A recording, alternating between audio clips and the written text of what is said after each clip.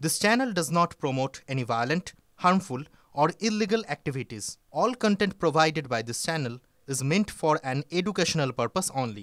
ঘড়িতে সময় বলছে এখন সন্ধ্যে 7টা। সন্ধ্যে 7টা মানে টিভি9 বাংলার সময় আপডেট বাংলার। আপডেট বাংলায় সব বিস্তারিত খবরে যাব, সব বড় খবরে যাব। তবে শুরুতেই নজর রাখবো 7টি গুরুত্বপূর্ণ খবরে। শপথ নেওয়ার পরও বিতর্ক থামল না। রাজ্যপাল সিভি আনন্দ বোস জানালেন শপথ গ্রহণ অসাংবিধানিক। শপথ নিয়ে রাষ্ট্রপতির কাছে রিপোর্ট পাঠানো হবে। মহুয়া মৈত্রের বিরুদ্ধে এফআইআরের সুপারিশ। জাতীয় মহিলা কমিশনের মহুয়ার মন্তব্যে কমিশনের চেয়ারপারসন রেখা শর্মার সম্মানহানি দাবি মহিলা কমিশনের। 3 দিনের মধ্যে অ্যাকশন টেকেন রিপোর্ট তলব। পঞ্চায়েত সমিতির অফিসে আইবুড়ো ভাত থেকে বিপাকে বিডিও। বর্ধমান 1 নম্বর ব্লকের বিডিওকে শোকজ করলেন জেলা শাসক। বিডিও রজনীশ কুমার যাদবকে চিঠি জেলা শাসকের। চোপড়াকাণ্ডে গ্রেপ্তার আরও এক বিধায়ক হামিদুল ঘনিষ্ঠ তৃণমূল নেতা আব্দুল হকের ভাই মোহাম্মদ খালেককে গ্রেপ্তার করল পুলিশ। খালেকের গ্রেপ্তারি দাবিতে লিখিত অভিযোগ দায়ের করেছিলেন স্থানীয়রা। নিউটাউনের শিশুকে অপহরণের চেষ্টা। এক শিশুকন্যাকে খাবারের লোভ দেখিয়ে বাইকে তুলে নিয়ে গিয়ে পালানোর চেষ্টা করে এক যুবক। বাইক ধাওয়া করে শিশুটিকে উদ্ধার করেন এক সিভিক ভলান্টিয়ার। অপহরণকারী খোঁজে তল্লাশি পুলিশের। ক্ষতি দেখা হচ্ছে সিসিটিভি ফুটেজও। শিলিগুড়িতে বহুতলে অগ্নিকাণ্ড, পুড়ে ছাই গোটা গোডাউন। আতঙ্ক শিলিগুড়ি শহর লাগোয়া মাঝাবাড়ি এলাকায়। দমকলে 2টি ইঞ্জিনের চেষ্টায় আগুন নিয়ন্ত্রণে। ঘটনাস্থলে বিধায়ক শিখা চট্টোপাধ্যায়। পাহাড়ে লাগাতার বৃষ্টি। 10 ও 31 নম্বর জাতীয় সড়কে ব্যাপক ধস। দার্জিলিং ও কালিম্পংয়ে প্রচুর ক্ষয়ক্ষতি। সিকিমের মেল্লি থেকে জোরথাং যাওয়ার রাস্তায় ধস। তিস্তা বাজার এলাকায় জল বইছে রাস্তার ওপর দিয়ে।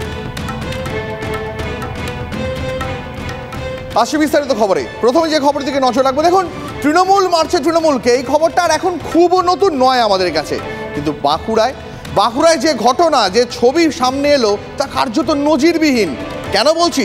কারণ তৃণমূলকে মারছে, কখনো বাঁশ দিয়ে, কখনো লাঠি দিয়ে, আর শুধু হাতে দিয়ে নয়, মারামারি হচ্ছে মুখ দিয়েও।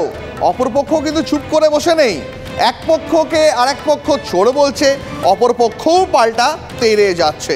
দেখুন সেই ছবি।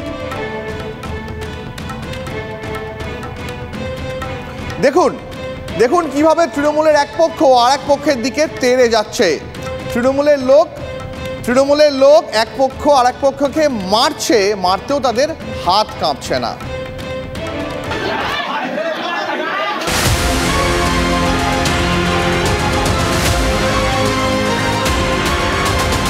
তৃণমূলের পার্টি অফিসে জানলা দিয়ে বাঁশ নিয়ে হামলার চেষ্টা।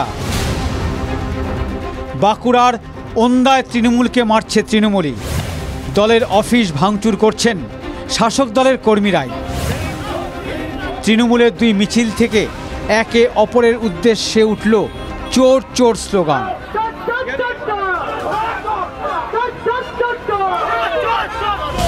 এবার লোকসভা ভোটে বাঁকুড়া পুনরুদ্ধার করলেও বিষ্ণুপুরে হেরেছে তৃণমূল।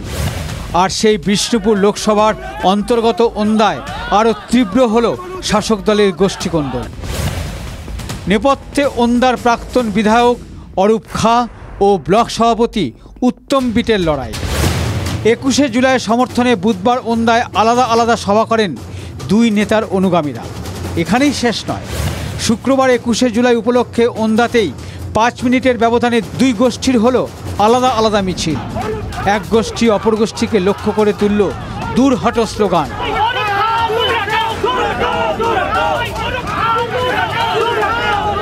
তৃণমূলের 2 পক্ষকে সামলাতে হিমশিম খেল পুলিশ। প্রথম যে মিছিলটি, সেই মিছিলটি হয় ওন্দার প্রাক্তন তৃণমূল বিধায়ক অরূপ খান নেতৃত্বে, এবং তার ঠিক 5 মিনিট পরেই ওন্দার যে বিডিও অফিস মোড়, সেই বিডিও অফিস মোড় থেকে আরেকটি মিছিল বের হয়। অরূপবাবু মিছিল করেন, তাহলে আপনারা ভাববেনই গোষ্ঠীদ্বন্দ্ব। যদি নিয়ে কাউকে নিয়ে মিছিল করছেন, তারা আমার মনে হয় পার্টির কেউ নয়। তো আলাদা মিছিল কেন? তার পারফরম্যান্স উত্তর দেবে, সেটা তো বলা যাবে না। ব্লক সভাপতি নেই তো আপনার মিছিলে? হ্যাঁ, ব্লক সভাপতি নেই আপনার মিছিলে? ব্লক সভাপতি তো হতেই পারে না। ওন্দার সকালের গণ্ডগোল তীব্র আকার নিল পার্টি অফিস ভাঙচুরে। এক গোষ্ঠীর দাবি, প্রাক্তন তৃণমূল বিধায়ক অরূপ খাঁর অনুগামীরা পার্টি অফিসে হামলা চালায়। এমনকি মহিলাদের সঙ্গে দুর্ব্যবহার করা হয় বলে অভিযোগ। অরূপ খাঁর গোষ্ঠীর পাল্টা দাবি, তাদেরই এক অনুগামীকে মারধর করেন ব্লক সভাপতির ঘনিষ্ঠ লোকজন। অরূপ খাঁর নির্দেশে আশিস দে, তাপস কালিন্দী, রামজীবন আচার্য, তারা এসে রাত অতর্কিতে আমাদের এখানে ভাঙচুর চালায় পার্টি অফিসে। উত্তম বিট বলছেন যে না, এটা আপনারাই লোক করেছে অশোক। না না, ওটা তো মিটি বলছি যে ওটা কী করেছে, ওটা তো ওদের নিজেদের আপন বললো কী করে লোক ছিল। জেলা তৃণমূল নেতৃত্ব সমস্যার কথা মানলেও তাদের দাবি গোষ্ঠীদ্বন্দ্বের কোনো ঘটনা না। ঘাসফুলের জমানায় বাঁকুড়ায় এভাবে তৃণমূলের অফিসে দলীয় কর্মীদের ভাঙচুর বেনজির। লোকসভা ভোট মিটলেও শাসকের কোন্দল থামার ইঙ্গিত নেই বাঁকুড়ার বিষ্ণুপুরে। বিষ্ণুপুর থেকে হীরক মুখার্জির রিপোর্ট, TV9 বাংলা। বাঁকুড়ার ছবিটা আপনাদের দেখালাম, এরপর আপনাদের দেখাবো বীরভূমের ছবিটা। বীরভূমের বকটুই গ্রাম, বছর দুয়েক আগে এই ছোট্ট গ্রাম বকটুই সংবাদের শিরোনামে উঠে এসেছিল, কারণ সেখানে জীবন্ত অবস্থায় পুড়িয়ে মারা হয়েছিল কয়েকজনকে। পিছনে ছিল রাজনৈতিক হিংসার অভিযোগ। আর এবার বকটুইতে কার্যত পুড়িয়ে মারার চেষ্টা হলো 3 জনকে, গৃহকর্তা, মা এবং তার ছেলেকে। 3 জনকে বকটুইয়ে পুড়িয়ে মারার চেষ্টা হলো। শেষ পর্যন্ত গৃহকর্তা অবশ্য মৃত্যুর সঙ্গে পাঞ্জা লড়ছেন, কিন্তু মা আর ছেলে আগুনে ঝলসে মারা গেলেন। তবে যারা ওয়াকিবহাল মহল তারা বলছে যে এই ঘটনায় অন্তত হয়তো রাজনৈতিক অ্যাঙ্গেল এখনো পর্যন্ত নেই, এটা সম্ভবত ব্যবসায়িক শত্রুতার কারণেই এই আগুন লাগানো হয়েছে। কিন্তু ভাবুন কতটা পাশবিক পরিস্থিতি তৈরি হলে 3 জনকে একটা বাড়ির মধ্যে দগ্ধে পুড়িয়ে হত্যার চেষ্টা হতে পারে। দেখুন।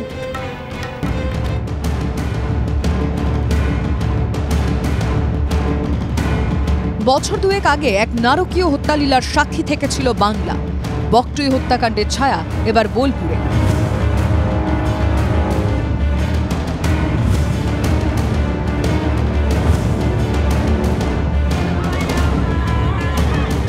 বোলপুরের রায়পুর সুপুর গ্রাম পঞ্চায়েতের নতুন গীত গ্রাম। বৃহস্পতিবার রাতে জানালা খুলে ঘুমোচ্ছিলেন আব্দুল আলিফের পরিবার। এই যে জানলা ছবিটা দেখাবার চেষ্টা করব, এই জানলা দিয়েই কিন্তু কেরোসিন তেল ঢেলে আগুন ধরিয়ে দেওয়ার অভিযোগ উঠছে। পরিবারের লোকজন তারা জানাচ্ছেন যে এই জানলাতে প্রথমে বিষাক্ত গ্যাস দেওয়া হয়, ফলে তারা অজ্ঞান হয়ে যায়। তারপরে কিন্তু কেরোসিন তেল ঢালা হয়, পরে মশালে আগুন ধরিয়ে সেই মশাল কিন্তু রুমের ভেতর ফেলে দেওয়া হয়, এমনটাই দাবি করছে পরিবারের লোকজন। আর্তচিৎকার শুনে ছুটে আসেন প্রতিবেশীরা। ততক্ষণে 3 জনই আগুনে ঝলসে গিয়েছে। যখন রুমে ঢুকলাম তখন দেখছি যে আমার মা নিচে ছটফট করছে, আমার ছোট ভাই বিছানার উপরে ছটফট করছে। তাদের মানে বডিতে চামড়া বলতে তার কিছু নেই। কাঠিতে কাপড় জড়িয়ে সেটাতে আগুন ধরিয়ে কিন্তু ভেতরে জ্বালিয়ে দিয়েছে। নিজেদের লোক ছাড়া তো কেউ কত সাহস পাবে না। আমি সিআইডি হেল্প চাইছি। আমি 3 জনকে প্রথমে বোলপুর মহকুমা হাসপাতালে নিয়ে যাওয়া হয়। সেখানে অবস্থার অবনতি ঘটলে বর্ধমান মেডিকেল কলেজ হাসপাতালে রেফার করা হয়। বর্ধমানে নিয়ে আসার পথে 4 বছরের আয়ানের মৃত্যু হয়। কিছুক্ষণ পরেই মারা যান মা কেরিমা বিবি। মাটি কাটার মেশিনের ব্যবসার সঙ্গে যুক্ত ছিলেন গৃহকর্তা আব্দুল আলিফ। পরিবারের সদস্যদের দাবি এর আগে হুমকির মুখে পড়তে হয়েছে তাকে। ব্যবসায়িক শত্রুতার জেরেই কি এমন নারকীয় ঘটনা? ব্যবসাতে শত্রুতা। কি ব্যবসা করতো? মেশিনে মাটি কাটতো, এইসব পুকুর কাটতো। আগে ঝামেলা হচ্ছে খুব, ওই কাশিপুর আলদের সাথে ব্যবসা করতো। তদন্ত হোক, পুলিশ সিবিআই তদন্ত হোক। শত্রুতে হবে, কিন্তু ছেলেটা আজ পর্যন্ত আমার মনে হয় না কেউ আঙুল তুলতে পারবে। খুবই ভালো ছেলে। মৃতদের বাড়িতে যান বীরভূমের জেলা পরিষদের সভাধিপতি কাজল শেখ। বকটুইয়ের সঙ্গে ঘটনার তুলনা টানতে নারাজ শাসক নেতা। বকটুইয়ের সঙ্গে এই ঘটনাকে তুলনা না করলেই ভালো হয়। এই পরিবারটার সঙ্গে কারো ব্যক্তিগত কোনো সত্য ছিল বলে আমাদের কোনো জানা নেই বা গ্রামবাসীরও জানা নেই। তদন্ত সাপেক্ষে সঠিক সত্য উদ্ঘাটিত হবে এবং তার দৃষ্টান্তমূলক শাস্তি হবে। কি কারণে এই ঘটনা ঘটেছে সেটা সামনে আসুক। হ্যাঁ, মানুষের মনে সন্দেহ তো জাগবেই বকটুইয়ের এর আগের ঘটনার থেকে। সেই সন্দেহটাও যে একেবারে অমূলক এই কথাও আমি বলতে পারবো না। ঘটনায় স্তব্ধ এলাকা। কারা ঘটালো এমন নারকীয় ঘটনা? উঠছে সিআইডি, এমনকি সিবিআই তদন্তের দাবিও। ঘটনায় স্বাভাবিকভাবে স্তম্ভিত পরিবারের লোকজন তদন্ত করছে। তারা চাইছেন যে উচ্চ পর্যায়ের তদন্ত হোক এবং দোষী ব্যক্তি তাদের যাতে যথাযথ শাস্তি পায় তারা। ক্যামেরায় বিক্রমের সাথে হিমাদ্রি, TV9 বাংলা।